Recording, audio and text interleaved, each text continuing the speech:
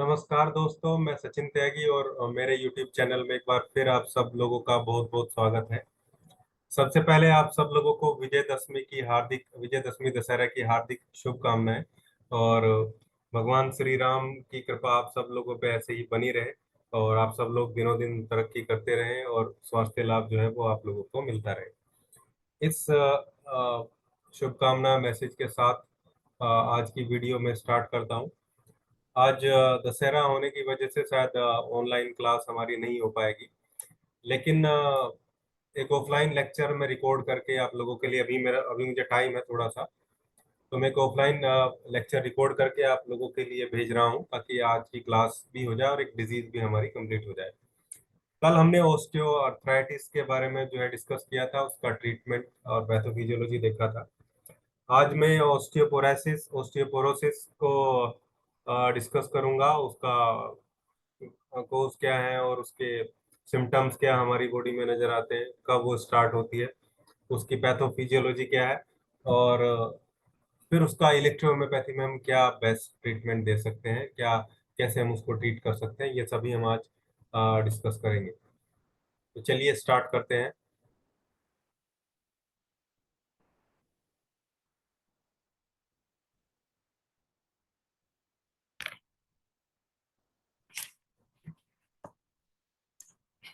अभी वीडियो को मैंने ऑफ कर दिया है। थोड़ा सा नेट की प्रॉब्लम मुझे लग रही है और वीडियो से फिर ज़्यादा जो लोड है वो नेटवर्क पे पड़ता है, तो नेट को हमने अभी ऑफ कर दिया है, वीडियो को ऑफ कर दिया है अभी। तो ओस्टियोपोरोसिस एक्चुअली अगर हम नॉर्मली देखें समझें तो बोन डेंसिटी जो है वो काफी कम इसमें जो है देखने को मिलती है, जैसे आप देख भी रहे हैं यहाँ पे इसमें, और इसकी बोन डेंसिटी में डिफरेंस आपको नजर आ रहा है। तो ये डिफरेंस मेन जो है हमें इसमें नजर आता है। लेकिन जब मेडिकली हम चीजों को देखते समझते हैं तो हमें एक्चुअल जो स्थिति है वो समझ में आती है। इसको समझने के लिए, ओस्टोपोरोसिस को समझने के लिए बहुत जरूरी हो जाता है कि दो एक्शन या दो रिएक्शन या दो प्रोसेस जो हमारे बॉडी में होते हैं, जिसको हम बोन मेटाबॉलिज्म भी एक्चुअली कहते हैं, उसमें ओस्टियोक्लास्ट और ओस्टियोब्लास्ट दो चीजें बहुत इंपॉर्टेंटली फंक्शन करती हैं। जैसे जो बोन का रिजोर्प्शन होता है, ठीक है, मतलब जो ओल्ड बोन सेल्स हैं उनको एक तरीके से डिस्ट्रॉय करने का जो प्रोसेस है उसको हम ओस्टियोक्लास्ट बोलते हैं। दूसरा जो न्यू बोन फॉर्मेशन का है, या न्यू जो हमारी बोन सेल्स हैं, ठीक है, ओस्टियो सेल्स जो हमारी होती हैं, ऑस्टियोसाइट्स हम उनको बोलते हैं, तो ऑस्टियो उनका जो फॉर्मेशन है यानी कि न्यू बोन फॉर्मेशन जो है वो ऑस्टियोब्लास्ट होता है। तो यानी कि इस पूरे प्रोसेस में डिस्टरबेंस जब हो जाता है, उस डिस्टरबेंस की वजह से ही ये डिजीज जो है हमारी निकलती है, ओस्टियोपोरोसिस, ठीक है, या ऑस्टियोपोरोसिस या ऑस्टियोपोरोसिस, वो अलग अलग प्रोनाउंसिएशन हो सकते हैं। जिसमें बोन फ्रैक्चर, इसके रिजल्ट में बोन फ्रैक्चर देखने को मिलता है, स्पाइन में कर्वेचर देखने को मिलता है, रीढ़ की हड्डी टेढ़ी हो जाती है, ठीक है। और जो हिप की बोन है, रिस्ट की बोन है, ठीक है, स्पाइन की जो बोन है हमारी, ये बहुत ज्यादा इसमें इफेक्टेड हमें देखने को मिलती है। नी जो बोन्स है वो भी देखने को मिलती है, उनमें ज्यादा घर्षण जैसी स्थिति, बोन की डिफॉर्मिटी जैसी स्थिति, जोड़ों का घिस जाना, ठीक है, ये सब सारी चीजें हमें वहां पे उसमें देखने को मिलती है। यानी कि ओस्टियोक्लास्ट और ओस्टियोब्लास्ट जो एक तरीके से प्रॉब्लम नजर आ रही है, वही इसमें मेन चीज है। यानी कि मेटाबॉलिक डिसऑर्डर हम इसको बोल सकते हैं। ओस्टियोपोरोसिस ओस्टियोपोरोसिस एक मेटाबॉलिक सिस्टमिक मेटाबॉलिक डिजीज है, क्योंकि ओस्टियोक्लास्ट और ओस्टियोब्लास्ट बहुत स्टडी लेवल पे होते रहने चाहिए। अगर ये उतने तरीके से नहीं होगी तो न्यू बोन फॉर्मेशन में दिक्कत होगी। यही सबसे बड़ी प्रॉब्लम बेन के वीक होने में हमें नजर आती है। इसमें रिस्क जो बहुत ज्यादा रिस्क रहता है बोन के टेढ़ी होने का और फ्रैक्चर होने का, जो रिस्क है वो इसमें देखा गया है। पैथोफिजियोलॉजिकली अगर हम इसको, इसके कंसेप्ट को समझें और देखें, तो एंडोक्राइन सिस्टम का रोल भी इसमें देखने को मिलता है। यानी कि आप देखिए, एस्ट्रोजन का रोल इसमें देखने को मिलेगा। मैंने आपको पढ़ाया भी था जब एंडोक्राइन सिस्टम में बताया। और विटामिन डी की डेफिशिएंसी बहुत ज्यादा देखने को मिलती है। हाइपोथायराइडिज्म की भी प्रॉब्लम इसमें काफी ज्यादा रहती है। हाइपोथायराइडिज्म के जो पेशेंट है वो बहुत प्रोन रहते हैं ऑस्टियोपोरोसिस के। इन लोगों को अलर्ट हो जाना चाहिए कि फ्यूचर में कहीं ये डिजीज ना हो जाए। तो विटामिन डी और बी 12 की जो डेफिशिएंसी है उस पर बहुत ज्यादा ध्यान इन लोगों को देना चाहिए। इसके अलावा एस्ट्रोजन हार्मोन जो है वो कम एज में भी, हालांकि ये एज रिलेटेड डिजीज है, लेकिन कई बार इन चीजों की डेफिशिएंसी हो जाने पे, एस्ट्रोजन, विटामिन डी और बी 12 की डेफिशिएंसी हो जाने पे ये कम एज में भी देखने को मिलती है। तो ओस्टियोपोरोसिस को हम पैथोफिजियोलॉजी तरीके से ऐसे भी देखने को देख सकते हैं। दोनों जेंडर में देखने को मिलती है, लेकिन वुमेन में ज्यादा देखने को मिलती है। क्योंकि जब मेनोपॉजिकल कंडीशन आती है तो वहां पे क्या होता है, मेनोपॉजिकल जो स्टेज होती है, मेनोपॉज हो जाने के बाद की जो स्टेज होती है, कि कैल्शियम का सिंथेसिस और कैल्शियम का एब्जॉर्ब होना बहुत कम हो जाता है बॉडी में।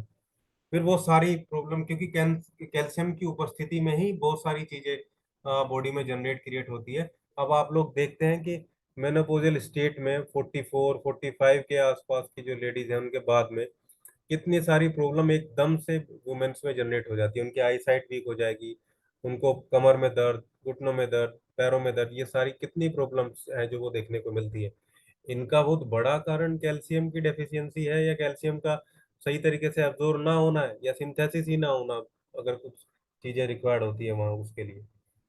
तो अगर एक थोड़ा सा ध्यान दे लिया जाए इन लोगों पे, इन लेडीज में, तो चीजें संभल सकती है, बहुत अच्छे तरीके से मैनेज हो सकती है। और उसी लेवल में मैंने आपको बताया था कि जो मखाना एक ड्राई फ्रूट होता है वो बहुत इंपॉर्टेंट रोल, कल भी मैंने समझाया था कि ओस्टियोक्लास्ट ओस्टियोब्लास्ट दोनों टाइप की चीजों को वो मैनेज करता है।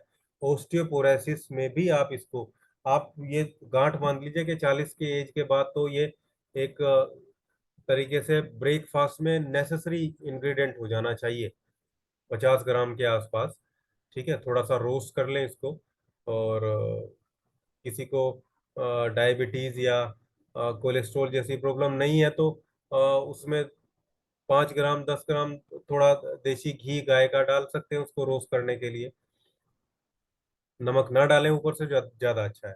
नॉर्मली उसको आप दूध के साथ 1 कप 1 गिलास, जो भी आपकी रिक्वायरमेंट है या जो भी अवेलेबिलिटी है उसके अकॉर्डिंग लेंगे। तो ओस्टियोब्लास्ट और ओस्टियोक्लास्ट जैसी जो चीजें, अब नंदलाल सर जो है वो उन्होंने क्यूरियोसिटी में दिखाया था, बहुत अच्छी बात है। अब ये चीज है कि और के ये जो ड्राई फ्रूट है इसको पढ़ेंगे आप, देखेंगे तो बहुत अच्छे से आपको समझ में आएगा। खैर वापस आ जाते हैं हम। तो ये इसमें बहुत बड़ी प्रॉब्लम ओस्टियोपोरोसिस में हमें देखने को मिलती है। Vitamin D deficiency, calcium, vitamin D, vitamin B 12, इन पे तो बहुत फोकस करने की रिक्वायरमेंट यहाँ पे रहती है। इसके अलावा फिर आप इसमें इम्यूनिटी को भी ऐड करके चलिए। इम्यूनिटी वाली जो प्रॉब्लम है, ऑटो इम्यूनिटी की जो मैं बात, आपको क्लास भी ली थी मैंने स्पेशली, वहां पे आप देखेंगे कि मैक्रोफेजेस टी सेल और बी सेल भी वहां पे प्रो इन्फ्लेमेटरी साइटोकाइंस को जनरेट करेंगे। फिर सारी चीजें वहां पे पेन की चीजें भी देखने को मिलेगी, साइनोवियल फ्लूइड में भी प्रॉब्लम देखने को मिल सकती है। तो ये इतनी सारी चीजें पैथोफिजियोलॉजी में इसकी आती हैं जिन पे हमें ध्यान देना है। हमारे पास बहुत सारी रेमेडीज हैं इलेक्ट्रोहोम्योपैथी में।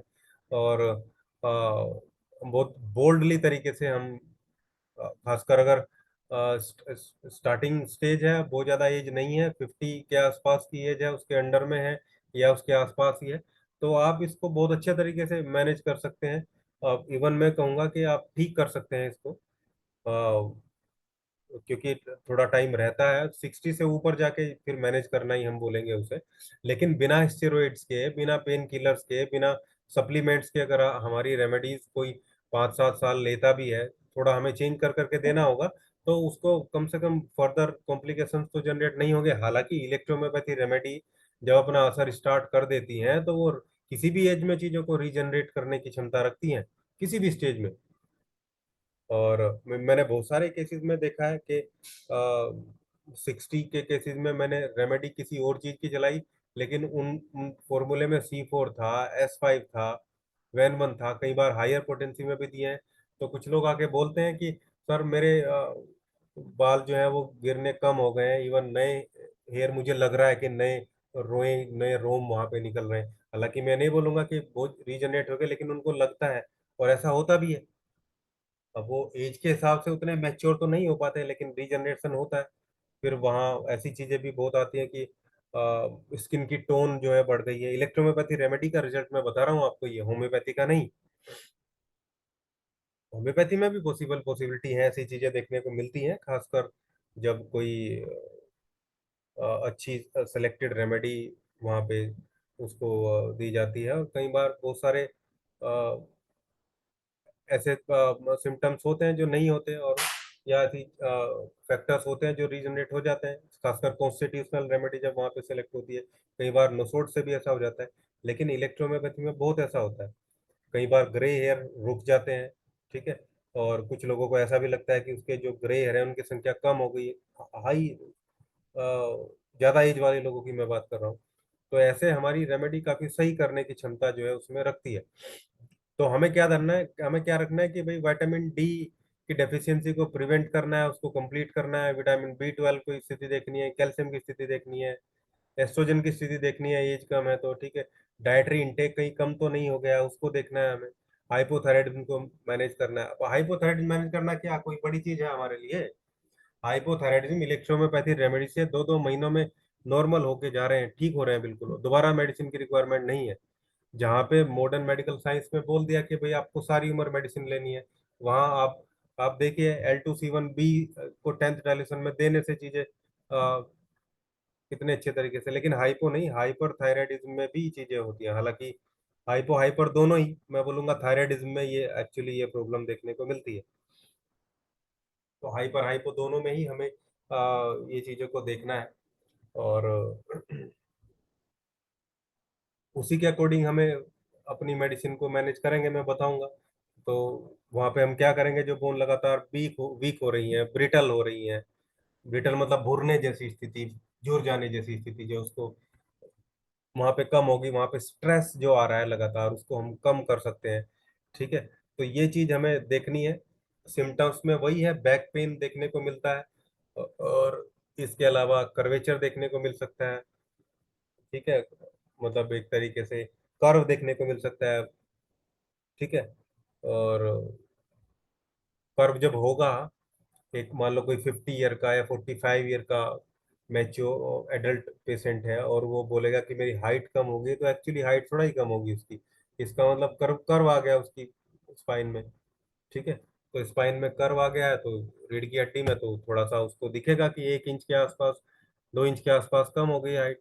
पोजीशन स्टूप्ड हो जाएगी, पोस्चर स्टूप हो जाएगा, उसका झुकने वाला पोस्चर हो जाएगा। ठीक है। और इजिली बोन बोन जो है वो फ्रैक्चर होने की कंडीशन वहां पे देखने को मिलेगी, जल्दी से बोन फ्रैक्चर हो जाएगा। तो ये सारी चीजें हमें देखने को मिलती है। हार्मोन लेवल की चीजें भी हैं, लेकिन एस्ट्रोजन ही मोस्टली इसमें इफेक्ट डालता है। हालांकि अगर हम देखें तो थायराइड हार्मोन और एस्ट्रोजन हार्मोन, या जो सेक्स हार्मोन है, उनकी प्रॉब्लम की वजह से ये देखने को मिलता है। मेनोपॉजल कंडीशन में दोनों चीजें देखने को मिलती है। इसके अलावा पैराथायराइड जो ग्लैंड है, उसमें भी एड्रीनल ग्लैंड्स की डिसफंक्शनिटी में भी चीजें हमें इसमें देखने को मिल सकती हैं।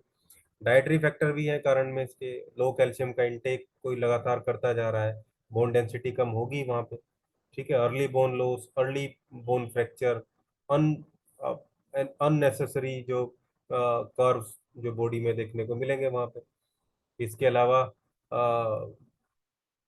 फूड इनटेक लगातार कम लेने की वजह से अंडरवेट लोगों में ये चीजें देखने को मिल सकती हैं। ठीक है। और गैस्ट्रो एंट्रिकल जो प्रॉब्लम है उनकी वजह से भी कई बार, गट की प्रॉब्लम की वजह से भी होता है। ठीक है। और स्मॉल इंटेस्टाइन में डाइजेशन अच्छे से ना हो चीजों का, तो वहाँ भी कई बार जो है प्रॉब्लम देखने को मिलती है। तो ये सारे कारण हम इसके देख सकते हैं कि भाई हम इन सब कारणों की प्रॉब्लम हो सकती है। अब ट्रीटमेंट की अगर बात करें हम इसके, तो बहुत सिंपल है, आप लोगों की समझ में आ ही गया होगा। मेरे ख्याल से तो समझ में आ गया होगा, और आ जाना चाहिए कि कौन कौन सी रेमेडी हमें सेलेक्ट करनी है। और अब आप देखिए, बोन डेंसिटी है, बोन डेंसिटी डिक्रीज हो गई है, तो C4 के बिना थोड़ा ही होगा। तो C4 तो देना पड़ेगा आपको। न्यूट्रिशन भी देना है, तो न्यूट्रिशन देना है तो L2 से बढ़िया है कोई नहीं, L2 से बढ़िया L2C4। ठीक है। थोड़ा बहुत हमें और चीजें भी देखनी होंगी यहाँ पे। और डब्ल्यू का भी हमें यूज करना होगा, पेन को भी मैनेज हम कर सकते हैं, लेकिन हमें ये D4 या D5 में चालू करना होगा। D5 से पेन है तो D5 से स्टार्ट करके D4 पे आ जाएंगे। बहुत ज्यादा पेन की स्थिति नहीं है। हालांकि D4 से पेन भी ऑस्टियोपोरोसिस में मैनेज होगा, क्योंकि ऑस्टियोपोरोसिस का पेन का कारण ही वही है। ऑस्टियोपोरोसिस के पेन का कारण ही वही, वो D4 से ही कम होगा, मोस्टली D4 या D5 से ही कम होगा। इसके अलावा अब हमें मिनरलाइजेशन बढ़ाना है तो S6C6 को यूज करना है। बोन डेंसिटी बनानी है तो S6C6 को यूज करना है। ठीक है, वैन 1 को यूज करना पड़ेगा हार्मोनल लेवल की चीजों को मैनेज करने के लिए, क्योंकि ये हेरिडिटरी प्रॉब्लम भी होती है इसमें, इसलिए भी वैन 1 हमें काम करेगा। D4 का हमें इसमें यूज कर लेना है, D4 या D5 में हमें इसको दे देना है। D5 से शुरू करेंगे तो फिर नीचे आना है, ऊपर नहीं जाना है D4 से D5 में। अदरवाइज आप D4 से ही शुरू कर सकते हैं। इसके अलावा क्योंकि मेटाबॉलिक डिसऑर्डर है तो ऐसा बहुत बार हमने देखा है कि S10 L1A3, ये मैं कई बार बता चुका हूँ आपको, ये बहुत गजब का कॉम्बिनेशन है। S10 L1A3 को जब आप D5 में चलाएंगे लगातार, आप चाहे तो इसमें वर्वन और बी भी ऐड कर सकते हैं। हालांकि ये पूरी डाइजेस्टिव रेमेडी बन जाती है जब इसमें कार्बन और बी ऐड हो जाता है। लेकिन क्योंकि S10 मेटाबॉलिक जो प्रॉब्लम है उसको मैनेज करता है, हालांकि बोन की हम बात कर रहे हैं, बोन से रिलेटेड, लेकिन फिर भी टोटल जो मेटाबॉलिज्म का प्रोसेस है उसको ये काम करेगा। और S10 लीवर पे भी काम करता है, तो आप चाहे तो इस फॉर्मुलेशन को ऐड कर सकते हैं, अदरवाइज ये सेकेंडरी है, कोई बहुत ज़्यादा रिक्वायरमेंट इसकी आपको देखने को नहीं मिलेगी। लेकिन फिर भी आप चाहें तो ऐड ऑन करके दे सकते हैं। इसके अलावा जो हमारा स्पाइन कॉम्प्रेस है, स्पाइन कॉम्प्रेस को आप लगातार यहाँ पे यूज कराइए, और बोन मैरो को स्टिमुलेशन वहाँ से मिलता है। और स्पाइन के लेक्चर में मैंने आपको समझाया था कल कि आप लोग समझते ही हैं कि वहाँ से कितनी सारी चीजें जनरेट हो रही है, स्पाइनल नर्व अलग अलग जगह निकलती हैं। तो ये चीज हमें देखनी समझनी है, और ये बहुत अच्छा ट्रीटमेंट ऑस्टियोपोरोसिस का, साथ में सिम्टोमेटिक तरीके से आप चीज़ों को मैनेज कर सकते हैं। C11 को भी आप यूज़ कर सकते हैं, इसमें C11 पेन किलर है, अच्छा पेन किलर है। C11G को दे सकते हैं, C11RE को दे सकते हैं पेन को मैनेज करने के लिए। F1 का 1000 दे सकते हैं कुछ दिन पेन को मैनेज कराने के लिए, एक 2 4 5 दिन लगातार कंटिन्यूअस। और इसके अलावा S5 को भी आप दे सकते हैं अगर आपको रिक्वायरमेंट लग रही है। हालांकि L2 में हमने ऐड ही कर दिया है, लेकिन आप चाहें तो L2 के साथ भी ऐड कर सकते हैं S5 को। हालांकि उतनी रिक्वायरमेंट नहीं है, क्योंकि हमें केवल बोन पे ही काम करना है, तो इसलिए L2C4WE ही बेस्ट कॉम्बिनेशन वहाँ पे रहेगा। हाँ, आप लोग चाहें तो इस वाले फॉर्मुलेशन को सेकेंडरी करके यहाँ पे जो लीवर ड्रॉप है हमारी S5 की वाली, जो हमारी लीवर ड्रॉप है S5 वाली, उसको चला सकते हैं मेटाबॉलिज्म को मैनेज करने के लिए। अब मैं यहाँ पे और लगा देता हूँ। ठीक है, 1 और 2 तो परमानेंट चलाना है। 3 और 4 में से हमें, ये 1 है, ये 2 है, ये 3 है, ये 4 है। ठीक है, तो spine compress and spine oil, वो दोनों फॉर्मूला एक ही है हमारा। ठीक है, पेन है तो कॉम्प्रेस आपको देना है कंटिन्यूअस वहां पे, कंप्रेस करने के बाद फिर ऑयलिंग करेंगे। और बहुत पेन की स्थिति नहीं है तो आप दे दें। ऐसा नहीं है बैक पेन है तभी आपको देना है, अगर बैक पेन के अलावा हिप जॉइंट में भी है, नी जॉइंट में देखने को मिल रहा है, सब जगह को स्टिमुलेशन आपको स्पाइन एरिया से देखने को मिलेगा। तो ये हमारी ओस्टियोपोरोसिस की लेक्चर था आज का। और एक बार फिर आप लोगों को दशहरे की हार्दिक शुभकामनाओं के साथ इस वीडियो को मैं एंड करता हूँ। और उम्मीद करता हूँ आप लोगों को ये लेक्चर सही लगेगा। धन्यवाद।